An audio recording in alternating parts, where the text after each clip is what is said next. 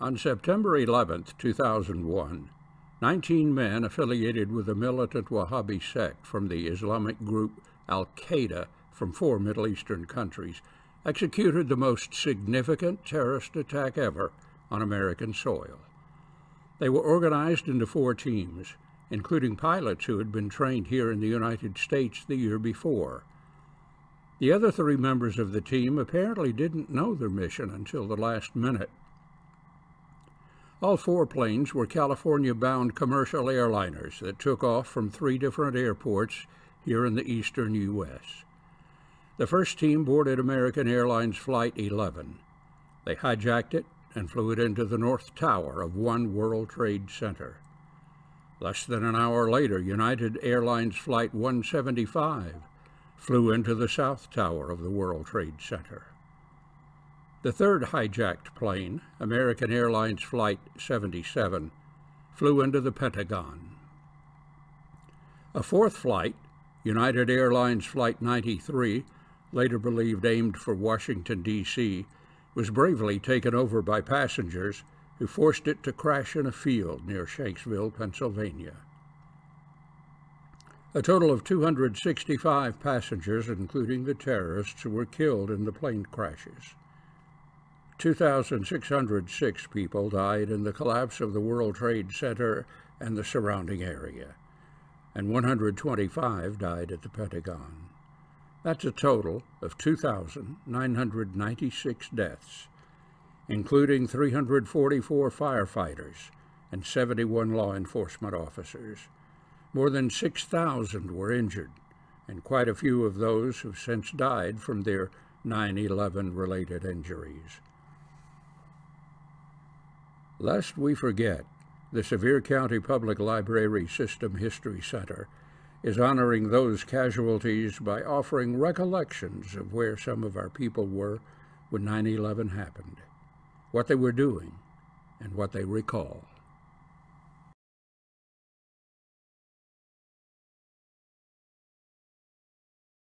Well, I recall specifically being on my way to work.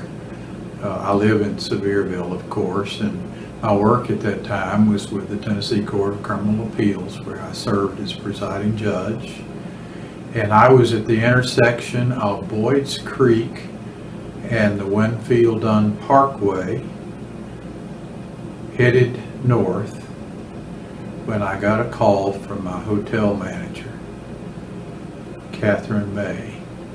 And Catherine says, "Have you seen the television?" And I said, "No, what's happened?" And she said, "A plane has collided with one of the 2 towers."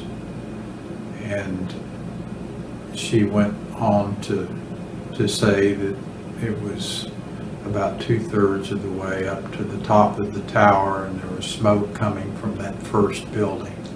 So that was my first knowledge of the situation. Of course, I drove on to work. When I got to the Tennessee Supreme Court building in Knoxville, all of those who had arrived earlier that morning were surrounding the one television set, which was in the kitchen at the courthouse. And some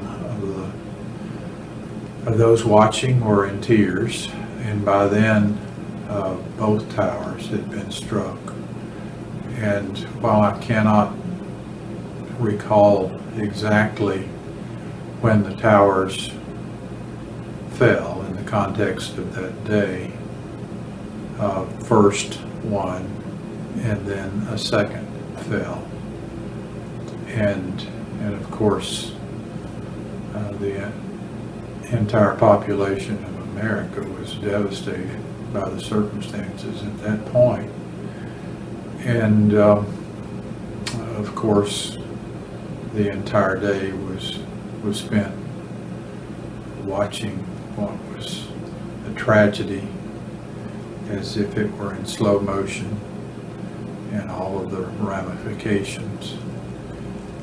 There was no court that day, so I simply walked back and forth from the the kitchen where the television was, and then tried to concentrate on some of the things at the office. I will mention an aftermath. One of my dear friends,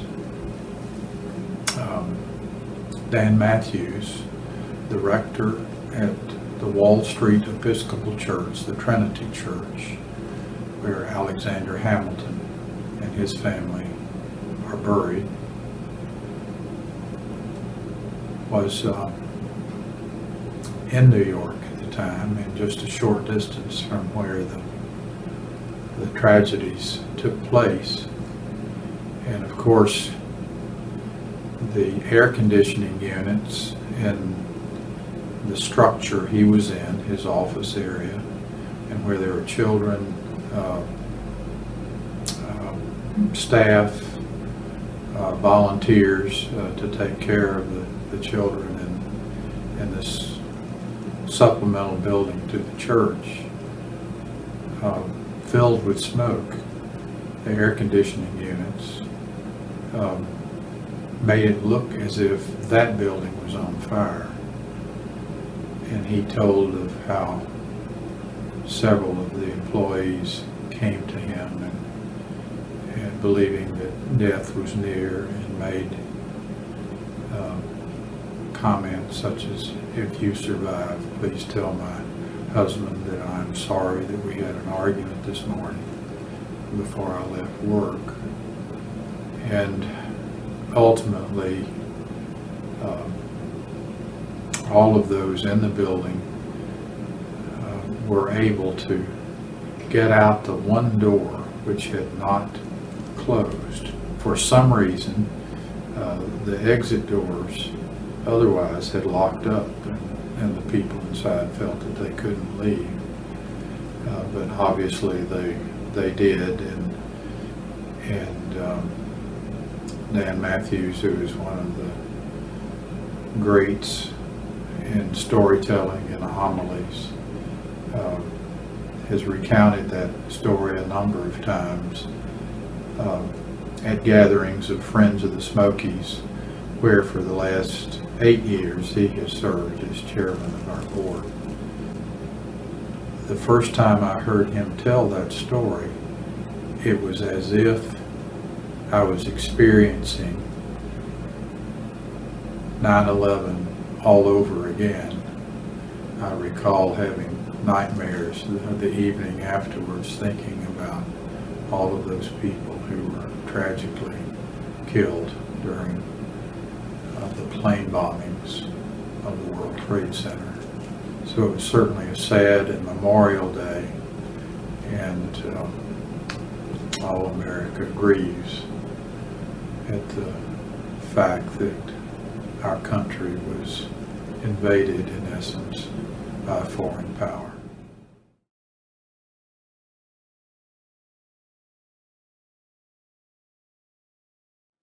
I was a volunteer at the library, and we were in the old building down on Court Avenue. Came in that morning, and on my way into work, I heard on the radio about what was happening. We were helping a freshman group of students at Sevier County High School do their genealogy, and they had come in that day to start their research. Before I got to the library, the first plane had hit. I went in, grabbed a little radio we had and turned it on, set it in the floor, told the children to come and listen to history being made. One of the students looked up at me and informed me history had happened 100 years ago. I said, yes, and 100 years from now they will be studying what happened today. And the children came in and all sat around the radio on the floor and listened until it was time for them to go back to the high school. And the teacher was Miss Husky, and she had to keep reminding the children that this would be history. They couldn't understand that what happens today will be history tomorrow.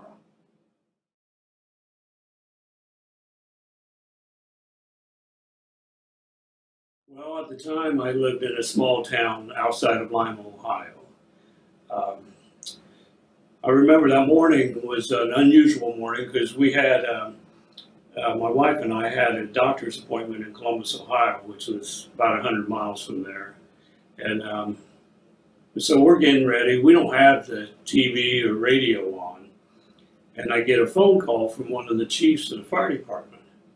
And I answer the call, and I thought I was going to end up having to go into work. And he said, do you know what's going on in New York? No. He said, oh man, he said, turn on the TVs. Those firemen have really got their hands full. And turned it on. And at that point in time, the second plane had not struck the other tower yet. And we just thought it was a problem for the fire department to deal with. And I'm watching, and we're talking on the phone when the second plane hit. And we realized then that it was not an accident. We talked for a little bit, and then we got ready, and my wife and I, and we started driving to Columbus. Well, they had grounded all aircraft. You know, it was a bright, sunny morning, and I'd never realized how you get used to seeing aircraft in the air. Because as we're approaching Columbus, it seems so strange. There's no aircraft at all. I mean, it was so different that it was quite noticeable. And then, so we went to our appointment, and of course, everybody's demeanor, you know, and concern for what was going on as things were evolving.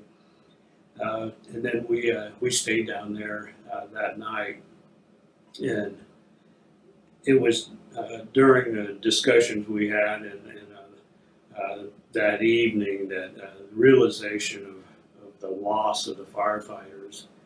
Although I didn't know any of the firefighters, it still felt like you lost family. And it was a day that I'll never forget. And it reverberated through the fire service throughout the country for some time afterwards. There were we had a lot of contact with New York City afterwards, and probably at least up to a year afterwards. And there's a in our one main station there is a large photograph with the signatures of a lot of the firefighters that we had contact with. Basically, that's my memory, but it was a palpable thing, the feeling of loss of life there. And I hope that people remember that day, that after 20 years, it seems that we've put it back in our memory, but it was one of the most tragic events that's ever taken place in this country.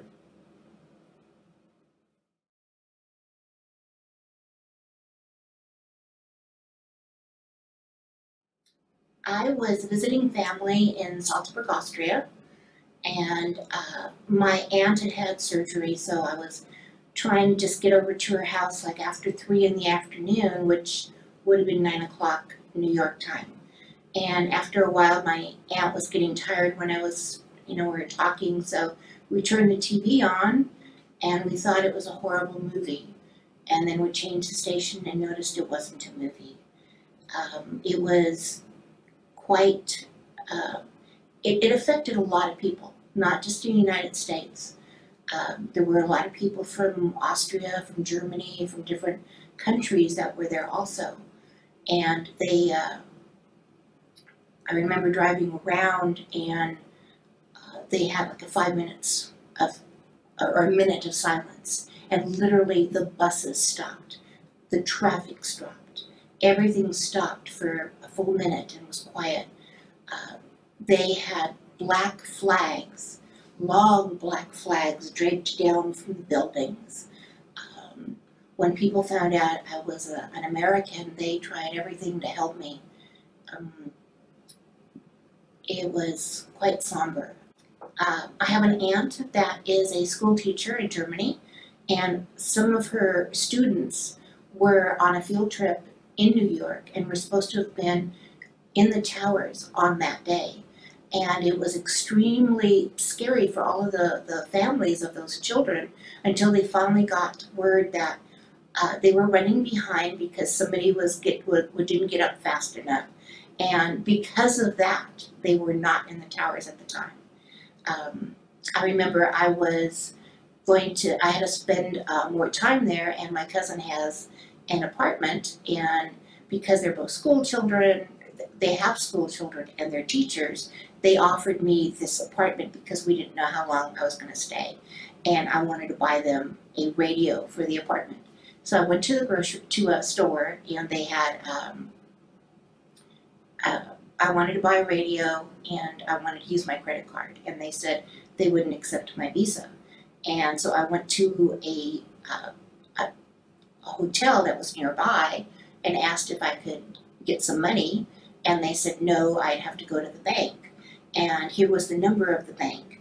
And I speak fluent German, but I have a problem with numbers because the way they say it is like 9 and 40, 6 and 30. And so when they're rattling these numbers off to me, I said, hold on, you need to give them to me one by one. And that's when they said, where are you from? I said, I'm from California. And they said, oh my gosh, do you need money? We'll give you any amount of money that you need. And when I left to come back home again, the taxi driver even said, don't just pay me whatever you can, because I know you're going to need money to buy food and things because you're going to be at the airport for a long time. So just pay me what you can. So it was quite eye-opening to be there during that time.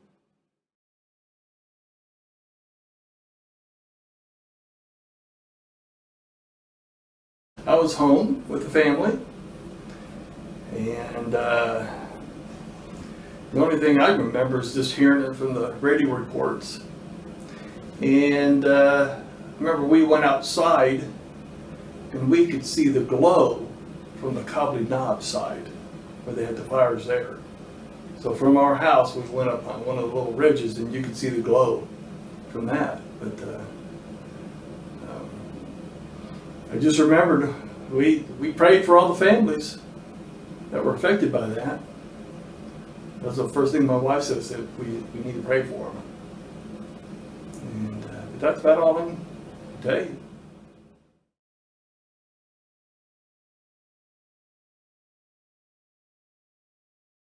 I remember being woken up by a phone call my sophomore year of college. I was in an apartment here in Sevierville and got a phone call from my mom telling me that I needed to turn the news on, that something terrible was going down and I needed to be aware of what was happening. I woke up and went to the living room, turned the TV on, pretty much just in time to see the second plane hit live. And I remember thinking to myself that I needed to go back to bed because there's no way that that could be real. And I tried. I went back to the bedroom, tried to lay down, but the reality just kept hitting closer and closer, realizing what was going on, how many lives were already impacted even before the towers fell. It was very surreal. And I remember thinking to myself that even though it wasn't close to home, it was close enough, and you felt connected to those people even though that you didn't know any of them. Felt angry. There was fear. There was tons of emotions that I didn't really know how to process at the time.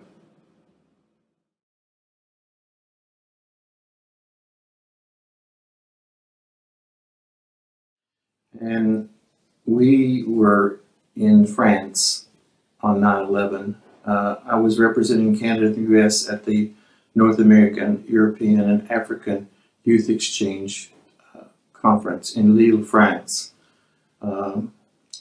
The conference lasted approximately a week, and we had flown into Paris.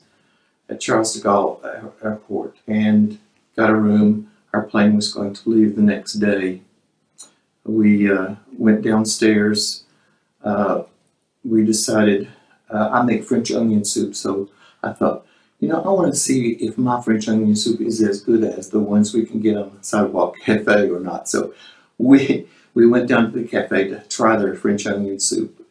And while we were there, I heard on the radio announcement that there had been a terrible accident in New York.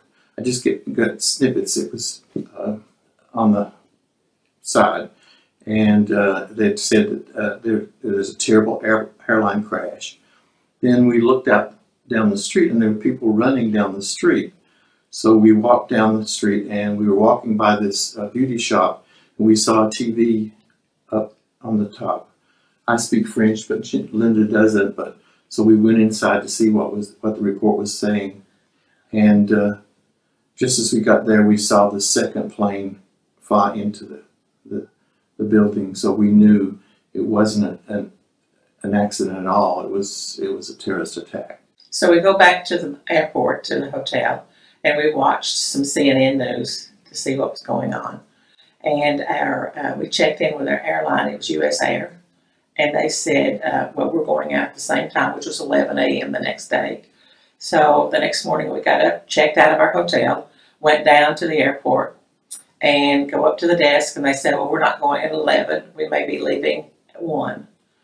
And so there we are with our luggage in the airport. We didn't leave at 1. We didn't leave that afternoon at 3. But they said, you're for sure leaving tomorrow. So we decided, along with a lot of other people, that we would just spend the night in the airport. Because, for one thing, the hotel raised the rates, and hotels near airports are quite expensive anyway. Well, lo and behold, we didn't leave the next day, and US Air could not tell us when we were going to be leaving. So since Jerry speaks French quite well, he goes down to the information desk, and he talks with the young lady, and she finds us a small hotel. This hotel was really nice. It was real close to Notre Dame. We went there and we said, you know, I can give you a credit card number, but I know they don't work because they closed all the banks and the credit cards were all not being able to be used. We had very little money because we had went out shopping to buy chocolates and wine to bring home to our family. And so we'd spent most of the stuff. We had a bag of chocolate. We had very little money. So they said, don't worry, you can stay here. They gave us the room for $50 a night, which is unheard of. But, you know, they were very sympathetic. We stayed there. We went out. They had a little kitchenette. So we went out and bought some food to cook. And then next day, we heard on TV that there was going to be a special mass for the Americans. So we went to that mass. Yes, we walked down the street, and we didn't know when we were getting home. Airline said it could be 30 days, so that really made us quite nervous. And so every day we went out walking in the city, and we go by Notre Dame because there I was hoping to find some English-speaking people, and we did some days. Mm-hmm. And we just did, it wasn't our first time in Paris, but we got to know it, I think, probably really well because I think we walked every street in Paris. So we were there for 8 days, and we just, they had a lot of security, a lot of the national police.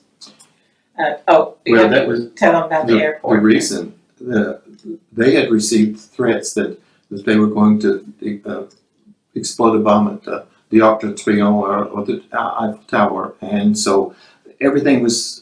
The French people who normally don't carry guns, they had military people there guarding those historic sites. So that was pretty unnerving. And the last night that we were in the airport, about, I guess, 3 o'clock in the morning, they'd closed the airport. There was supposed to be no traffic in and no traffic out. But a bus pulled up outside the airport, and all of a sudden the armed, I think, military people came through with machine guns and lined up in a line. And they were bringing the Jewish people that had been visiting in Paris, and they brought them through the line, and they went through the line past us, and boarded the airplane, and the Israelis took their people out and flew them back to Israel. But of course, no American. We could see our plane sitting out on the tarmac. It had bright lights on it, and there were armed guards around it. I have to say that the French people were very supportive of us. There were several other couples, American couples, in the hotel with us. So that was really nice. At night after dinner, we would sit down and talk. So that was kind of reassuring. We got to meet several other people. But every day we had to call the airline to see if we were leaving the next day. We have hosted exchange students from France, and were very welcome to have gone to their homes. But no one lived right in Paris, and we were afraid to get too far out from the airport because we were afraid, you know, all of a sudden they'll say, oh, you're leaving this afternoon, you need to be here. So we just had to stay at the hotel. Yeah, we stayed there after 8 days. We always eat what the locals eat. But Linda said, I've got to have a McDonald's. Well, this was the night before we knew we were going out the next day. We were going to celebrate at McDonald's. So we went down to McDonald's, and we had been down to the market before, and we know Morocco was once part of France. So if you were Moroccan, you also have French citizenship. So the market is operated by a lot of Arabs. Of course, we were apprehensive, but we went into McDonald's and ordered a big McDonald's breakfast, and all of a sudden we turned around and heard this noise and and I think it was intimidation, but we had a group of men. I assume they were from Morocco. I didn't know their accent, but it was definitely Arabic. And they started saying Allah Akbar and praying. And Lynn and I got so nervous because we thought, oh, they caught us here in the restaurant. We better leave. So we got up out of the breakfast and left. And I'm sure they didn't mean any harm, but at the moment we were under such tension. It was just sort of shocking because they were praying very loudly so that we could hear. And they knew we were Americans because I saw them watching us. And so we just got up and left. So when we got to the airport the next morning, we had to have a lot of security. We flew back into Charlotte, but there was a lot of security. We had to go through a lot of scanning. They checked our passport numerous times. We had to go into a holding room, but eventually we got the last 2 seats on this airline. In the very back. In the very back, and I certainly appreciate the flight attendants so much more since that flight, because I saw, we were right back with them, we saw how hard they worked. But when the wheels went down in Charlotte, this whole plane load of people whistled and clapped and cheered because they were home. So happy to be back to America.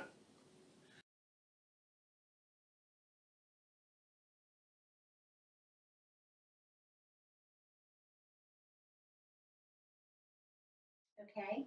I was a children's librarian in the state of Florida, and I was at the library that day and received a call from my then 14-year-old daughter who said, Mom, you need to turn on the television there in the library. Something bad is happening in New York City. So we immediately did that. And I can just remember us all gathered around the television watching the news reports. And the county I work for put out a memo that if any staff member felt the need to leave and go home because of this. So my daughter was in school. She went to a little private school, and they were watching the morning news just for current events, and it came across. So most of the kids at the library were not there due to them being in school at that time. But I don't remember us having many children after school that day, so I was pretty sure parents probably picked them up and took them home because nobody knew where the next attack would take place. And I think that was why our county decided to let staff leave if they felt to leave. And we did have some in our library who felt the need that they wanted to go home. And I can just remember for days just being numb, hearing what had happened here in the United States on that day and the people.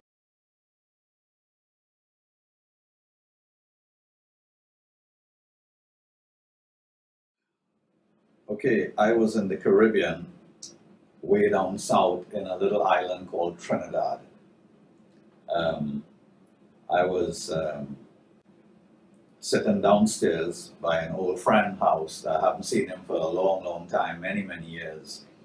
And I was downstairs just sitting reminiscing about the good old days. And he came running downstairs. He said, Davy, Davy, America is under attack. I looked at him, I said, hey, you know, can't you come up with anything better than that, man? He said, I'm dead serious, America is under attack. Please come upstairs. So I ran upstairs, and it was true. We looked at it on TV.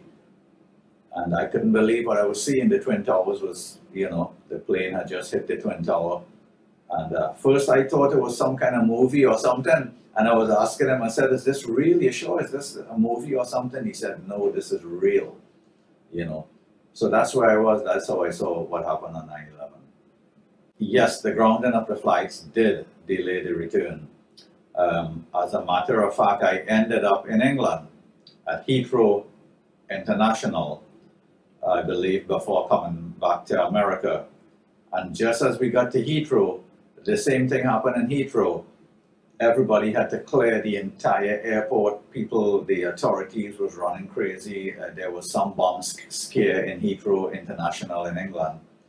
And we had to clear the entire airport and stand outside and the roadway. There was hundreds and hundreds of people outside. But it was a fake bomb scare. So eventually, after a few hours, we came back inside. But the whole ordeal was crazy from Trinidad to back to America.